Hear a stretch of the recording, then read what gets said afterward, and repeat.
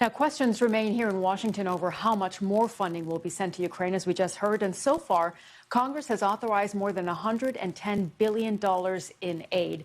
That breaks down to nearly $50 billion in military assistance, another $28.5 billion in economic support, some $13 billion in humanitarian aid, and just over $18 billion to boost U.S. defense industry capacity. Now, earlier I spoke about Zelensky's visit with Democratic Congressman from Illinois, Krishnamoorthi. Congressman, thank you again for joining us on BBC News today. I want to start with the Ukrainian president's visit here to Washington. We know he met with congressional leaders. You didn't meet with him personally, but what message do you think he was able to convey? I think he probably conveyed the urgency of the situation right now in terms of making sure that the Ukrainians had what they need to continue their progress on the battlefield, Sumi. As you know, they've made some progress, some meaningful progress recently, and we need to make sure that they have what they require to continue that progress. We saw that Speaker McCarthy opted to not have Ukrainian President Zelensky speak directly to all congressional members, but rather to hold private meetings. What message do you think that sends to President Zelensky about where the U.S. stands?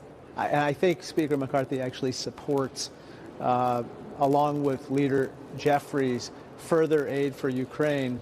So I'm going to defer to them in terms of their strategy on how best to persuade certain members to go along with further spending for Ukraine. But I think the message to Mr. Zelensky is that we stand united with him, and I think that we want to make sure that he has what he requires to continue progress on the battlefield. But at the same time, there's going to be concerns that need to be allayed, probably in a private setting as opposed to a public one. Well, if we talk about some of those concerns, there was a CNN poll just last month showing that 71% of Republicans oppose new funding, while 61% of Democrats support it. So that's going to make President Zelensky's ask to get this new funding bill, $24 billion, through. It's going to make that more difficult. Is Ukraine funding going to continue from the U.S. in the way that we've seen it in the past? I think it will, though it's probably going to require more oversight. It's going to require probably more verification of where the money is being spent and so forth. I think American people want to spend the money or want to give resources to the Ukrainians. They want to make sure that it's going to the intended purposes and that it's effective. And so I think those are the types of provisions that might accompany further aid. I want to also ask you about Republicans holding up a spending bill passage, rather. Would Americans, or do Americans need to prepare for a shutdown? Possibly. I hope not. I think a shutdown would really hurt millions of people.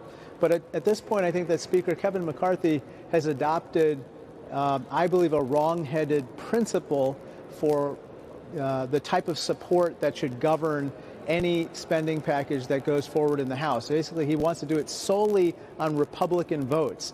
And as you know, we're a closely divided House. And so I would just respectfully submit that he should not stick to that principle, because if he does, he's going to be held up by hostage takers on the far right. On the other hand, if he decides that he would like to invite Democrats to the deliberations and to support the package, he'll be much more successful in getting something passed. Are you worried about the message it sends to the rest of the world if there is a U.S. government shutdown? Oh, sure. This is exactly what Xi Jinping, Vladimir Putin, and our adversaries would relish.